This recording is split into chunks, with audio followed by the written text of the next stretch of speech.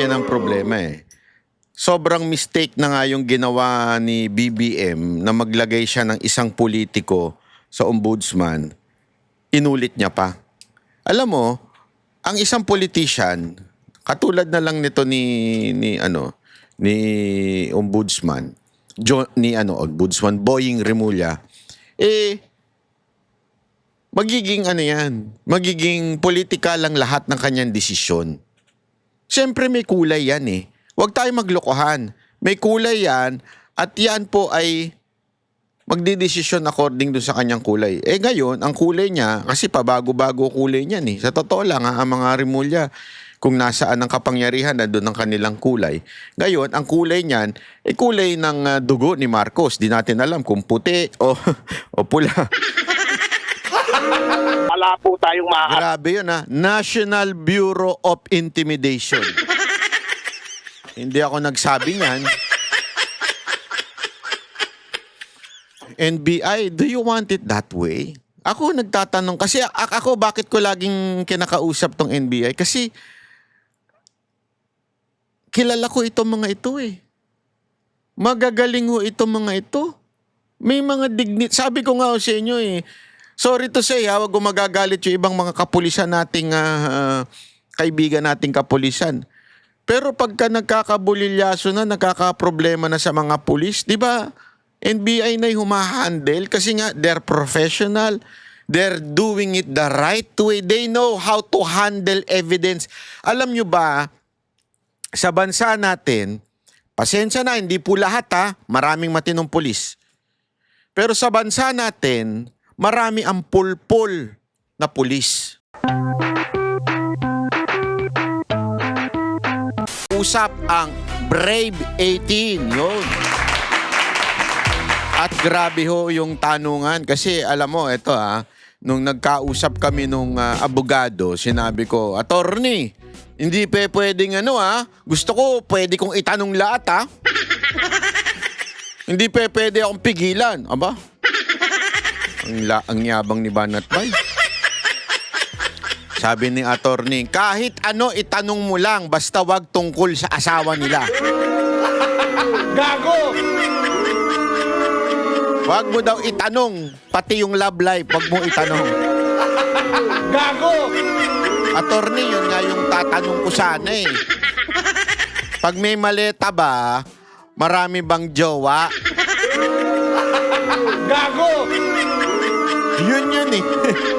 Kasi, alam mo naman, di ba, meron niyang isang senador dyan. Sabi niya naku, baka hanapin sa akin ng asawa ko yun. Naku po, baka dinala mo sa 7-Eleven yun at bumili ka ng Pepsi. Gago! Di ba?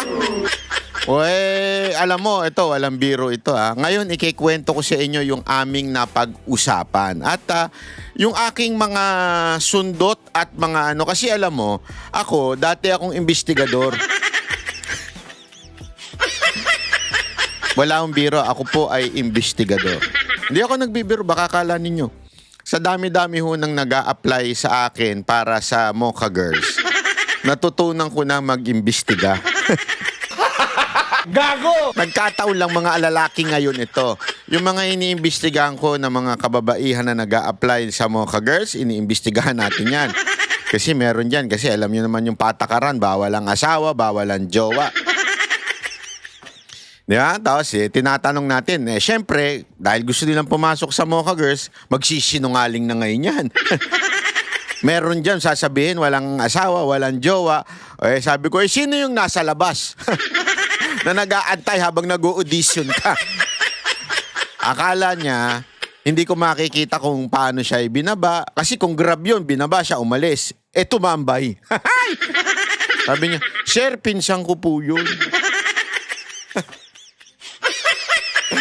Sabi niya, pinsan daw niya yung naghatid sa kanya. Wow, tangina, ang sweet ng pinsan mo Nagkikiss kayo bago ka bumaba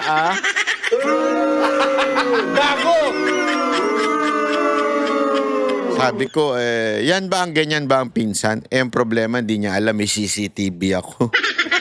Yung mga langaw doon, nilagyan ko ng camera.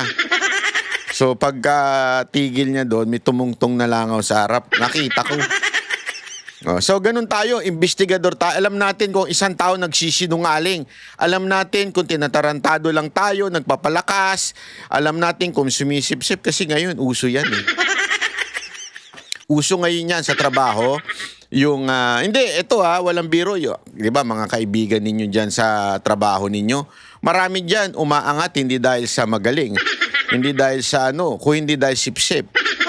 Naririnig ko yan sa mga empleyado sa mga kumpa-kumpanya. Maraming ganyan, di ba? Yung iba nga nagpapabengbang pa para umangat eh. Di ba? Usong-uso yan. Napapanood yung pa nga yan sa Gago! Hindi ka ko na mabanggit siya, mabablock ito. Di ba? Nakikita niyan yung mga empleyado, ganyan. Mga sekretary, gayaan, di ba? Ano ibig ko sabihin, mga banat bay? Ako kasi, alam ko kung isang tao yung nagpapalakas lang, sumisip-sip lang, nambobola lang. Although, sinasakyan ko. Alam mo naman ako hindi naman ako Parang sige, okay, pero alam ko yung karakas mo, bata. So, tinitingnan ko talaga yung karakas ng bawat isa sa kanila. Kung yung, alam mo yon kung yung nagsisinungaling ba, pag pinitik mo ng tanong, nakikita mo kung kung nagsisinungaling. Ngayon, ikikwento ko sa inyo yung mga nalaman natin. Yon. Kaya dyan lang kayo, abang-abang kayo dahil marami tayong pag-uusapan dito sa interview namin na ito. At habang pinag-uusapan natin yan, i-discuss natin ngayon yung mga pangyayari after the NBI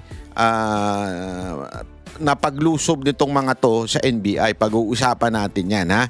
Unahin na natin itong si Attorney Topacio kasi ito, alam mo.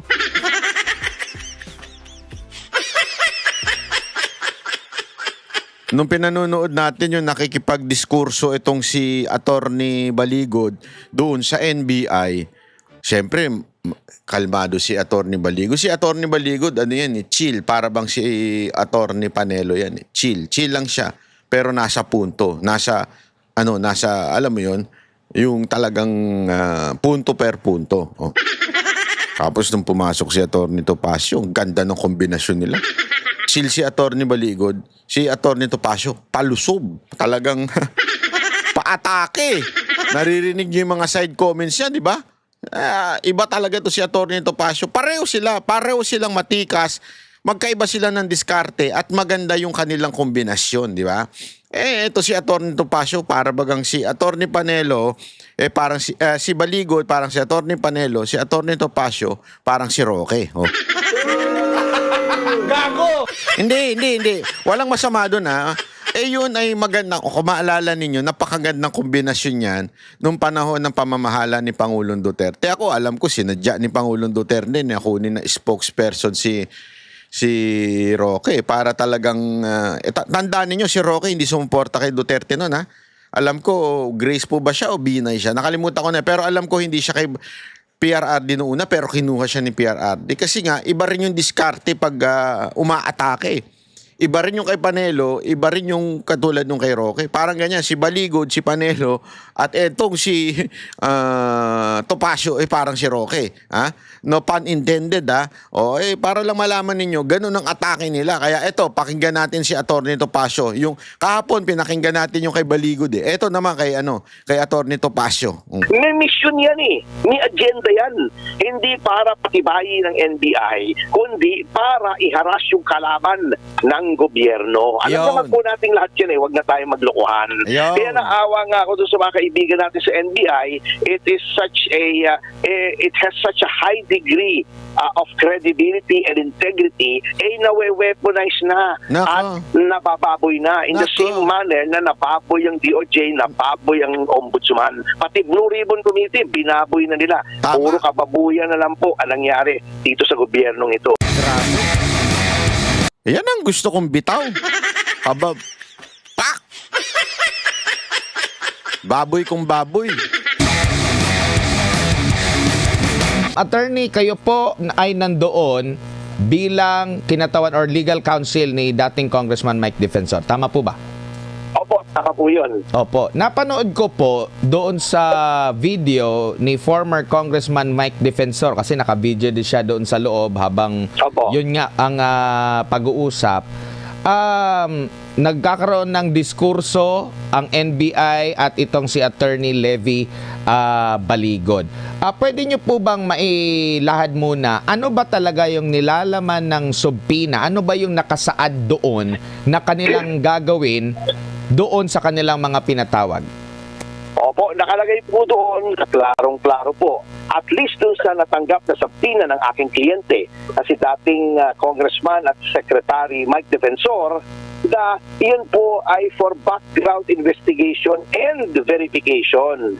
Ngayon, nung nandoon na kami, iginigiit nila na yun daw ay for background investigation and for credibility verification. Wala naman po kaming nakita po na credibility, na yung word na credibility doon sa subpoena. At yan po ay mapapatunayan sapagkat kahapon pa lamang ay nagpadala na po ako ng kopya ng subpoena ni Ginoong Mike Defensor sa ating mga kaibigan sa media. So, kung ganun po nakalagay, background, investigation, and verification, ang i-verify po yung background. Ibig sabihin yung identity. Kung talagang sila ay mga Marines at kailan sila nag-serve as Marines. Katulad ng sinasabi nila sa kanilang affidavit. Ito unang revelasyon. Ha? Para ikikwento ko na kagad sa inyo yung mga revelasyon na naman natin. Nung tinanong natin, kasi yung sa mga ibang interview, kung sino-sino lang kung sino yung sasagot, check ito. Kasi pwedeng mahaluan Di ba sinasabi nila, ilan lang ang sundalo dito, 8 lang, something like that. Di ba? Yung sinasabi ng ng mga ulul Ito, sabi ko inisa-isa ko. Ganito. Ipakilala nyo sarili ninyo, yung inyong pinanggalingan at kailan kayo nagsimula sa AFP. Isa-isa ho ito Inisa-isa ko ho. Tapos, ang sabi pa natin doon, kailan kayo nagsimula kay Saldico? At kailan kayo umalis? Kumpleto. Alam mo without a copy. Wala silang hawak. Wala silang, alam mo yon, talagang hindi nila hawak. Memorize nila kailan sila pumasok sa AFP, ano yung kanilang trabaho doon, at ano yung kanilang dahilan kung bakit naalis at bakit sila ngayon pumasok kay Saldico at kung kailan sila umalis kay Saldico. Kompleto, memorize nila. Walang kodiko. Ganong katindi. Kaya nga sabi ko sa inyo, doon pa lang, you know that they're telling the truths. The truth. The truths ang puta. Sorry. Sorry naman. Po doon yung credibility sapagkat kung ang isang ahensya na katulad ng ombudsman ay didepende sa NBI na nasa ilalim nga po ng executive, nasaan ang independence ng ombudsman? We have to differentiate between background investigation, yung ascertainment ng identity na yun ay factual. Ikaw ba itong sinasabi mo kung ikaw si XYZ? Ikaw ba ito? May ID ka ba? Ano bang serial number mo as Marines? Iba yung assessment ng credibility which requires the use of your judgment. Hindi po magiging independent ng ombudsman kung judgment ng NBI ang gagamitin nila. Malaking kabulastugan po yun. Malinaw yan Ulitin natin yung part na yon. Kung sinasabi mo kung ikaw si XYZ, ikaw ba ito? May ID ka ba? Ano bang serial number mo as Marines? Iba yung assessment ng credibility which requires the use of your judgment. Hindi po magiging independent ng ombudsman kung judgment ng NBI ang gagamitin nila. Malaking kabulastugan po yun. Opo, attorney, sa tagal nyo po sa pagiging abogado, meron bang ganitong klase na ginagawa na credibility check ang NBI maliban dun sa verification? Wala po, sapagkat kung kayo po ay nagrereklamo, unang-una ang mga Marines po, yung 18, ay nagsagawa na po ng kanilang affidavit. Ito po ay sinumpaan at nakumpirma na po ng NBI noong kamakalawa, nung dumating doon yung abogadong ng notaryo ng kanilang affidavit, Yan. na siya po ay tunay na abogado at Yan. duly commissioned the notary public. Ayon. Ngayon, kung yun po ay affidavit na sinumpaan, it is entitled to full faith and credence on its face. Ibig sabihin, tatanggapin po natin yon kung hindi sasalungatin. Yan. Opo. Wala pong ganon. Yung sa fiscal po, pag kayo nag-file ng complaint affidavit, ang hihingin lang po sa inyong ID. Yun pong kredibilidad nyo, ang sasagot na po noon kung hindi kayo credible, ay yung itinuturo nyong tao na gumawa ng krimen, katulad din na Sandro Marcos, sina Martin Romualdez, sina Yusek Bersamin, at ang Pangulong Marcos mismo. Yon. At doon na yan halimbawa ako sa mga ordinary, 'di ba? Sa fiscal, yung magpapatunay no, or magbabanggit no na hindi yan credible, yung inaakusahan nung nagsain ng kaso, tama ba? Tama po yun. Ang nangyari po rito, Ang galing mo talaga, Admar. Gago! NBI na ang tumatayong abogado noong mga inakusahan. Ito po ay highly improper sapagkat hindi po yan trabaho ng NBI kung merong nag-aakusa ng krimen. Bakit? Ang trabaho po nila, bagamat po nasa Ombudsman Act that the Ombudsman may enlist the aid, may request the aid of any agency sa pagtupad ng kanyang mandato bilang independent na investigative body, it only pertains to factual matters. Halimbawa, pagkuha ng mga dokumento, pag-testing ng mga, halimbawa, mga substances o ng forgery, o pag-trace ng mga bank accounts o yung paper trail. Pero hindi po yung magdedetermine ka using your discretion as to whether or not a witness is credible or not. Malaking kalokohan po yun. Opo. Nagigets ninyo, 'di ba yan yung sinasabi natin kahapon? Hindi naman ang NBI is to determine whether yung sinasabi ay totoo o hindi. Hindi ho yun. They're only investigate. Hindi ho dapat silang humuhusga. Ang problema nga ho, mga kababayan, yung director mismo, gumagaya sa yapak ni Remulla. Gago! Alam mo, yan ang problema eh. Sobrang mistake na nga yung ginawa ni BBM na maglagay siya ng isang politiko sa ombudsman. Inulit niya pa. Alam mo, ang isang politician, katulad na lang nito ni ombudsman, ombudsman Boying Remulla, magiging politika lang lahat ng kanyang desisyon. Siyempre may kulay yan eh. Huwag tayo maglokohan. May kulay yan at yan po ay magdidesisyon according do sa kanyang kulay. Ngayon, ang kulay niya, kasi pabago-bago kulay niyan eh. Sa totoo lang ang mga Remulla, kung nasaan ang kapangyarihan, nandun ang kanilang kulay. Ngayon, ang kulay niyan, kulay ng dugo ni Marcos. Di natin alam kung puti o pula. Gago! Ganun din niya si Matibag. Si Matibag, dating PDP yan. Tapos bumaligtad. Di ba? Tapos kung ano-ano sinabi niya kay BP Sara Duterte. So, naturalmente, may kulay yan. Pag may kulay ang isang nilagay mo dyan, lahat ng desisyon yan magkakaroon ng kulay. Di ba? Na supposedly, dapat investigasyon lang ang kanilang gagawin. Pero hindi. Ang ginawa nila ay talagang parabagang sila na yung judge. Parang tumayo silang piskal. Ganun ang ginawa eh. They are trying to determine if there is a probable cause. Ano yun? Hindi nyo trabaho yan mga sir, mga ma'am. Parabagang ganire. Ombudsman, sila yung piskal sa Digang Bayan, yung korte. Tapos ang kanilang galamay ay yung NBI bilang investigador. Parang ganyan din yan sa normal court. Yung RTC, tapos yung piskal, whether yan ay piskal do sa DOJ o piskal yung particular na court na yon, na magsasabi, magdedetermine there is a probable cause. Then ang investigador yung PNP. The PNP investigator Hindi dapat nagsasabi, ay hindi, may kasalanan to. Hindi to legit. Si Tory lang ang gumawa niyan, kaya nga nababoy ang PNP. Gago! Hindi dapat ganon. Kasi nga, investigating body lang kayo, not the judicial part.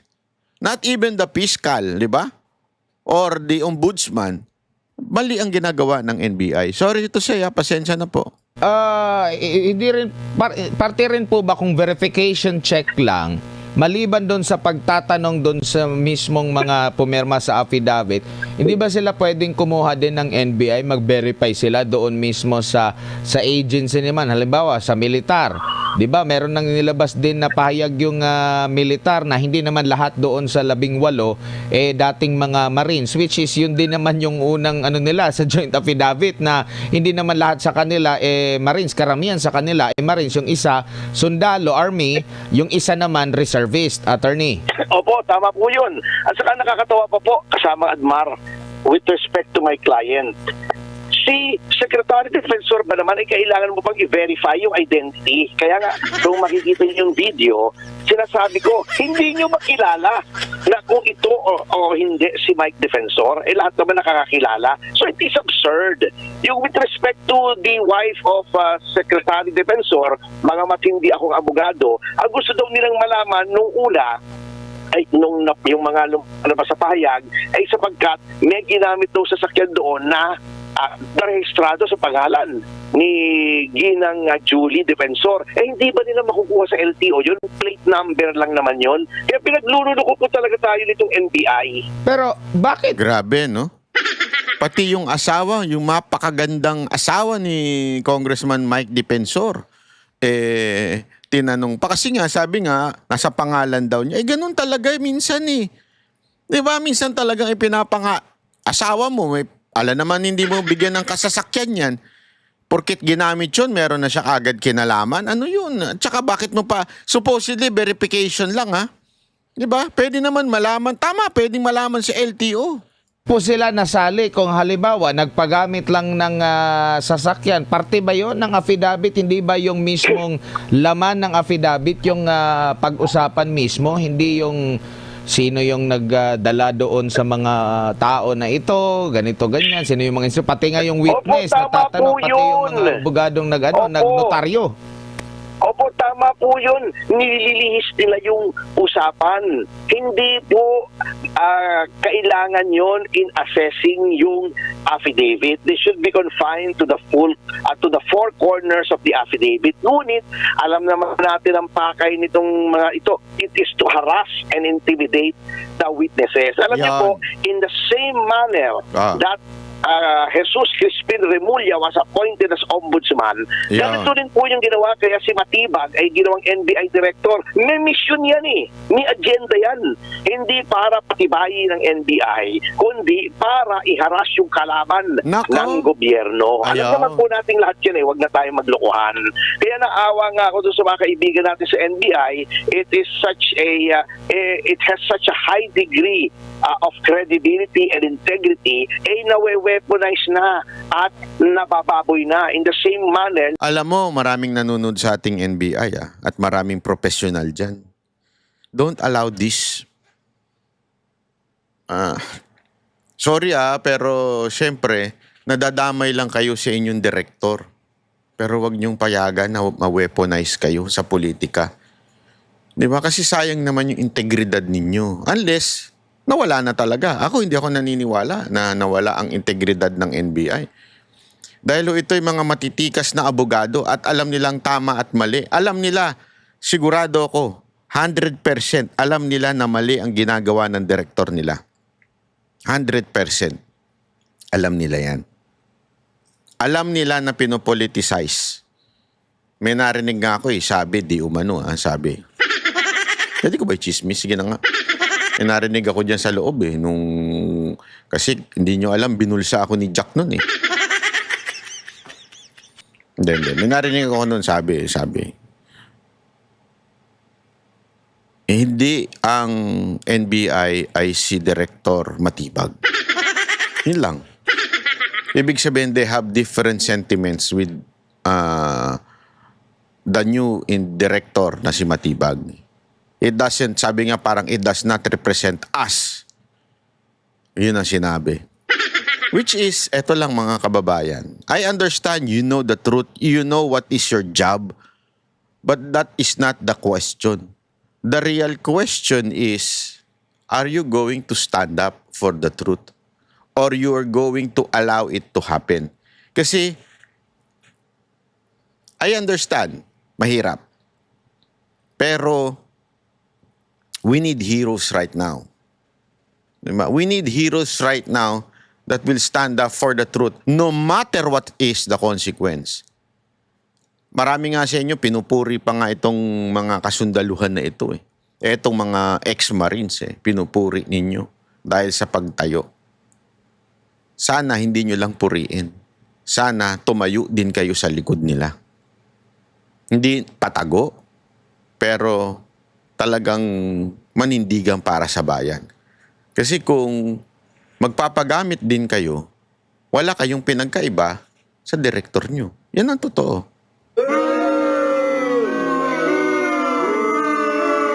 Halimbawa, when a crime is happening and you're seeing it is a crime, tapos wala kayong ginawa, para na rin kayo ang nagnakaw o naggawa o nag-commit ng crime.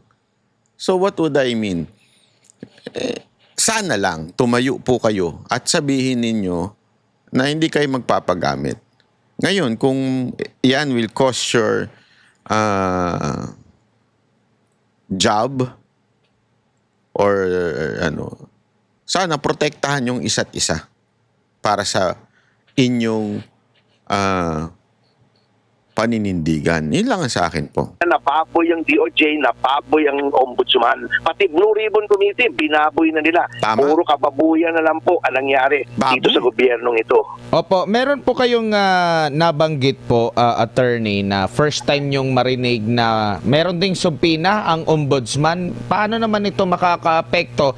Nag-deputize sila na inutusan itong NBI maggawa ng ganito, tapos ipapatawag din sila sa ombudsman. Bakit hindi na lang pag-isahin? Yun nga po, actually first time ko kaninang nalaman kay Atty. Baligod na may letter pala sila, may liham pala sila mula sa ombudsman na pareho ang pakay. Kaya nga po sabi ko malaking kapaliwan na itong ginagawang ito. This is intended to harass and intimidate and scare the witnesses. Parang pinapakita nila kasi di ba sinabi po ni Atty. Baligod na may next batch pa ng 10 mga dating mga tauhan ni Saldico na nag-deliver din ng baleta na lalabas.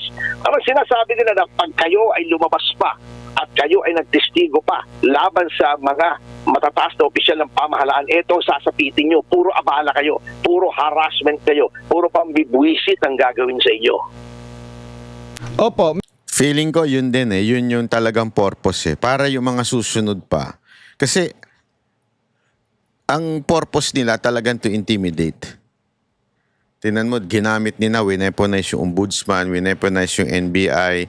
Lahat talaga ginamit. Okay? Para ma-intimidate itong mga nagsasalita. Kaya lang, ang pagkakamali nitong gobyerno to, kung napabaligtad nila si Gutesa, kasi ang balita, ito pala update lang kay Gutesa, ang si Gutesa daw allegedly, actually sinabi naman na ni Defensor ito, parang kinausap. Umayos ka, huwag ka nang magsalita, lagot ang pamilya mo sa amin.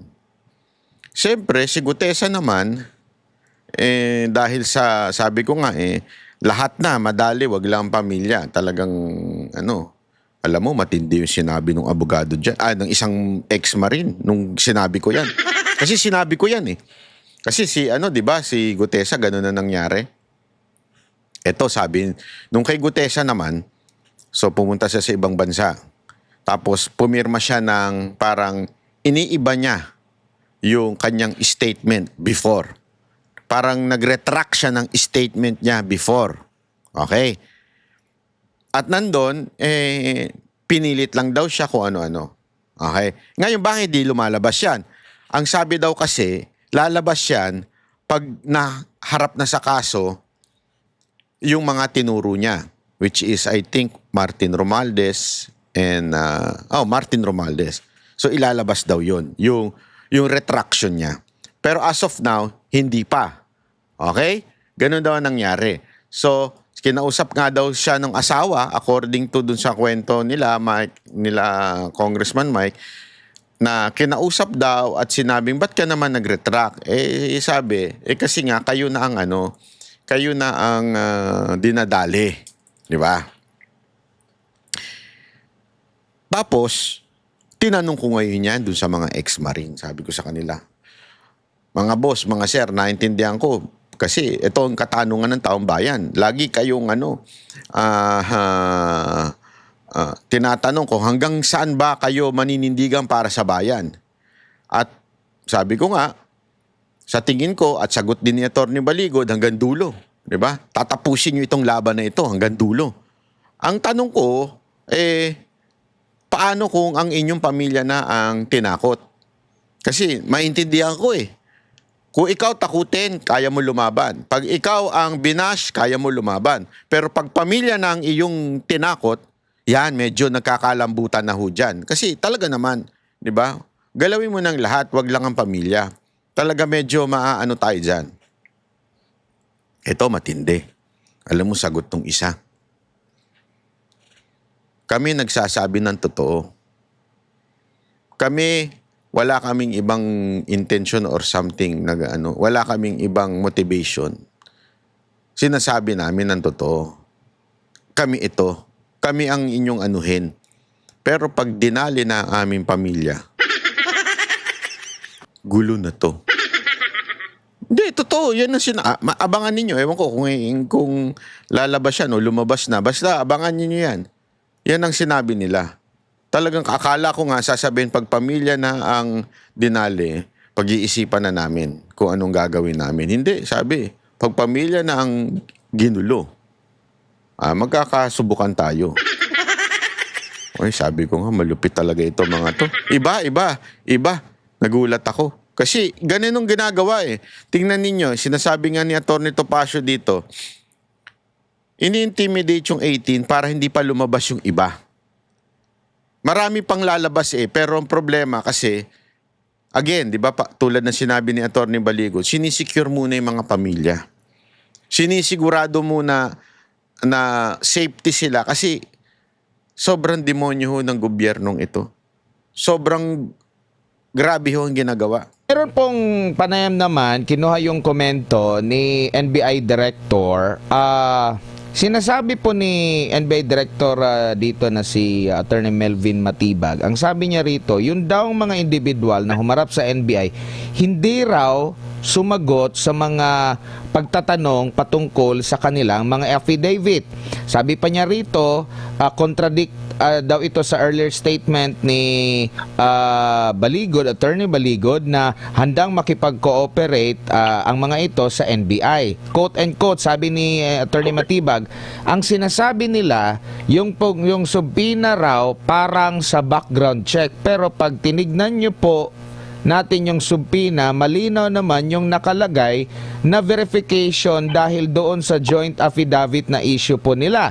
Dagdag pa niya rito, during investigation daw, inihayag daw ni Baligod na hindi lahat ng 18 individual ay dating mga Marines at sinasabi ngang dati daw Philippine Army yung isa at yung isa nga reservist, which is nandun naman sa joint affidavit po, attorney. Pero unahin ko muna yung sinabi niya na ang sinasabi nila yung subpoena raw parang background check, pero pag tiningnan nyo po natin yung subpoena, malinaw naman yung nakalagay doon sa na verification dahil doon po sa joint affidavit na issue po nila.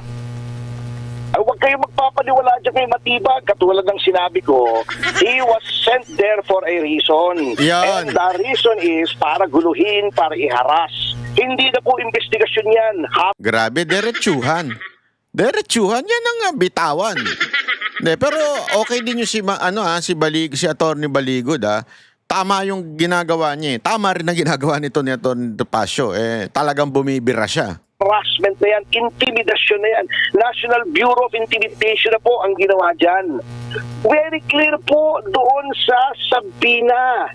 for background investigation and verification. Wala naman nakalagay na credibility investigation bago isisingit ng isang abogadong kengkoy doon na credibility verification daw. Nasaan ang word na credibility ron? Ipakita niya sa akin. Wala po eh. Niloloko lang tayo niyan. Sabihin niyo kay Matibag, ikwento niya sa pagong yung pinagsasabi niya. Baka hindi makinig yung pagong pag kinwento niya doon. Gago! Si Atty. Topacio, huwag mo na pakwento sa pagong. Baka hindi pa makinig yung pagong. Maistorbo pa sa kinatutulugan niya. Wala po tayong panahon para makipagbulahan dito at makipaglukuhan sa kanya. Very clear po, sinabi ni Atty. Baligo doon, kung sinabi niyo sa amin na tatanungin niyo sila tungkol doon sa affidavit, di sana dinala namin yung mga litrato, yung mga video, etc. Pero wala po talaga. Alam nyo, Atty. Matibag, hindi po mangmang ang mga Pilipino. Kitang-kita po. Huwag nyo nang guluhin. Walang naniniwala na sa administrasyon na to. Kasama na po kayo ron.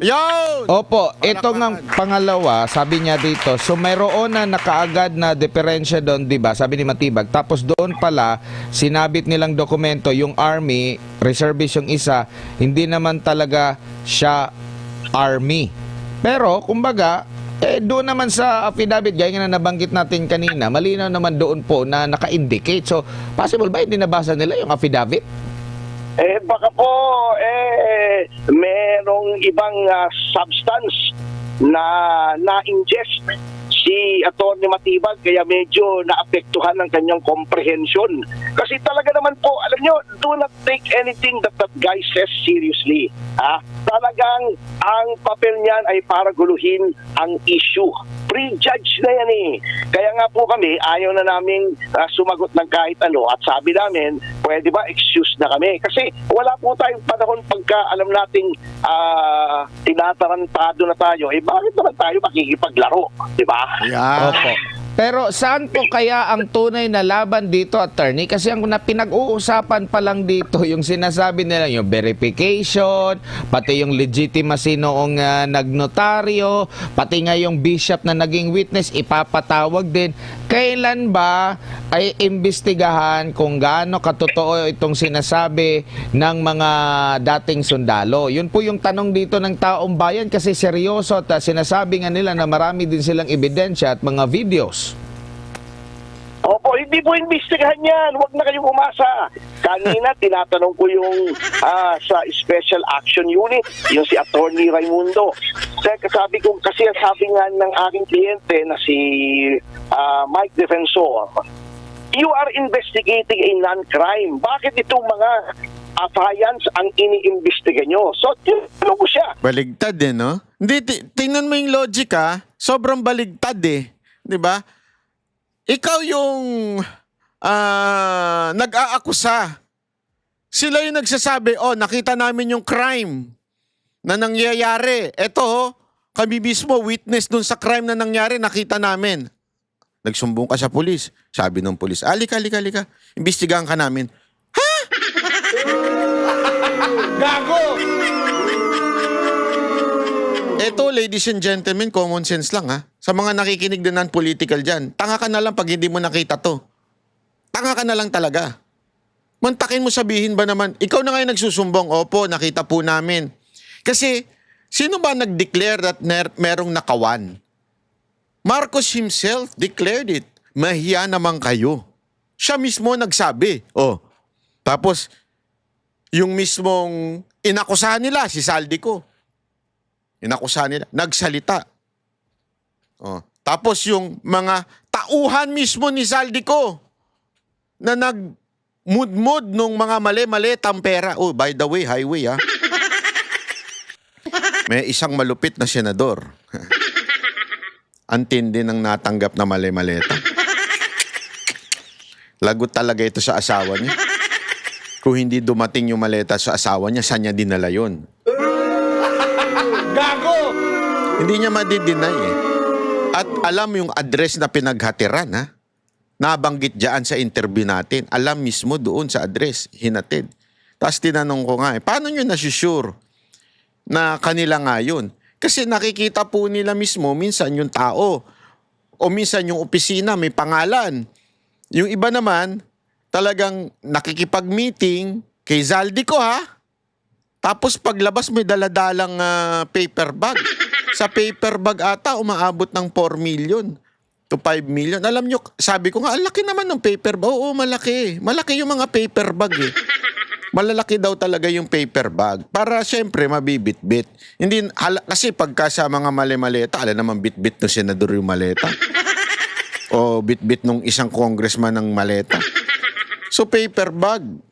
Pati doon sa Quadcom, pag pumapasok sila sa kamera, antindi, daladala nila yung yung mga paper bag. Sabi ko nga, ano yun, souvenir? Oh, nakikipag-meeting kay Zaldico, paglabas may daladala na. Kaya nga alam mo, tinanong ko nga sa kanila yan. Sabi ko, what made you decide not to come out? Bakit hindi pa dati noon? Kasi noon daw, sobrang baba. Kung meron man sila mga hinahatirang pera, hindi naman mali-maleta, mababa. At ang alam nila talaga, negosyo ni Zaldico. Kasi negosyante naman si Zaldico. Talagang mayaman na negosyante si Zaldico. Yun ang sinabi nila. Kaya alam nila yung mga noon pa, yung panahon ng hindi pa si Romualdez ang speaker, alam talaga nila negosyante na ito si Zaldico at may mga dinideliveran sila pero maliliit lang at paminsan-minsan lang, hindi yung regular. Pero nagpagtungtong daw ng administrasyon ni Marcos at ni Speaker Romualdez, naging regular na at mali-maleta na ang kanilang binibit-bit at dinadala. Minsan pa nga yung ang sabi diyan, naku po pati yung COMELEC, kung sino man yung commissioner ngayon. Kinuwento, eto, si Zaldico, nakipag-meeting yung COMELEC. Kung sino man yung COMELEC na yun, nakapag-meeting. Tapos, sabi ko, bakit yung sinabing hinatiran? Nagbigay ba kayo mismo doon sa COMELEC ng maleta? Hindi. Alam mo, ginawa nila. Yung parehong sasakyan nila, sasakyan ng COMELEC at sasakyan ni Zaldico, nagtabi. Tapos doon nilagay yung maleta. At ang lupit, dalawang medium size na nagkakalaman ng magkano nga ba yung sinabi na basta malaki. Before and after the election. Merong deposit at merong balance. Ang lupit, di ba? Gago! Sabi ko nga, lupit nito. At ito ay dokumentado po nila ito. Kaya nga. Tapos, ikaw yung nakakita nun Ikaw mismo yung naka-witness nun. Ikaw yung driver nun. Sinabi mo, oy, may krimen dito. Sabi ba naman ng NBI? Sige, imbestigahan namin kayo. Putang ina shit. Alam mo kung bakit masama ito na precedence? Kasi paano pa magsasalita yung mga ibang witness sa mga krimen na ginagawa ng mga public official kung mga ganito na mga Marines ay iniipit ninyo? Paano pa? Wala silang nakuhang kakampi sa otoridad. Yung mismong otoridad ang nag-prosecute sa kanila. So kung ikaw ordinaryong mamamayan na may nakita kang krimen, bakit ka magsasalita kung alam mo na yung involved sa krimen ay mataas na tao? Tangina, pampelikula lang to dati. Pero ngayon ganito nakatindi. Magising na ho tayo mga kababayan. Magising na po tayo. Sobra na ho ito. Krimen na ginagawa at may nagsumbong sa krimen, yung nagsumbong pa ang inuusig o kininam. Gago! Sorry pero that's the reality of this. Kayo ba, pagkatapos yung investigahan ito, patatawag nyo? Hindi sila makasagot. Kung hindi pa namin kinulit, parang labas pa sa ilong. Sinabi, patatawag namin. Sabi ko kasi, patatawag nyo ba yung mga sinusumbong? Bakit ito pinag-iinitan nyo? Huwag na po kayo kumasa dyan sa NBI, sa National Bureau of Intimidation. At wala po tayong Grabe yun, ha? National Bureau of Intimidation. Hindi ako nagsabi niyan. NBI, do you want it that way? Ako nagtatanong, kasi ako bakit ko laging kinakausap tong NBI? Kasi kilala ko itong mga ito eh. Magagaling ho itong mga ito. May mga dignity. Sabi ko nga ho sa inyo eh, sorry to say, wag gumagagalit yung ibang mga kapulisan nating kaibigan nating kapulisan. Pero pagka nagkakabulilyaso na, nagkakaproblema na sa mga pulis, di ba? NBI na yung humahandle kasi nga they're professional. They're doing it the right way. They know how to handle evidence. Alam nyo ba, sa bansa natin, pasensya na, hindi po lahat maraming matinong pulis. Pero sa bansa natin, marami ang pulpul na pulis. Mali ang pag-handle nila ng ebidensya kaya nadidismiss ang kaso. Sorry wag ko kayo magagalit mga kapulisan, pero that's the real talk yan. Real talk po yan. Maraming pulis natin ang kulang sa aral, mali-mali ang pag-handle ng ebidensya, hindi ko alam kung sinasadya o sadyang tanga, maraming ganun. At dahil diyan, nadidismiss ang mga kaso. Halimbawa, yung anak ng isang politician, gago! Huling-huli mo na eh. Diniliberan eh.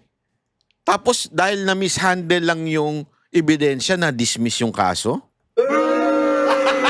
Gago!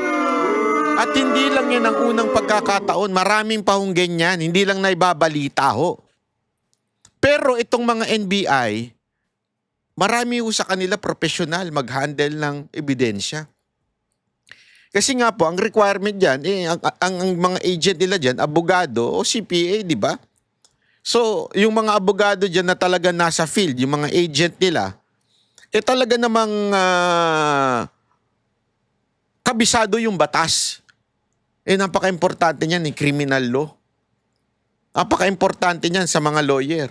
So sila, kabisado talaga nila yung batas kung how to handle evidences, and they're really professional. Alam nyo, marami na po ang naging NBI director na napaka-professional. Etong huling NBI director ang talagang sumisira sa imahe ng NBI.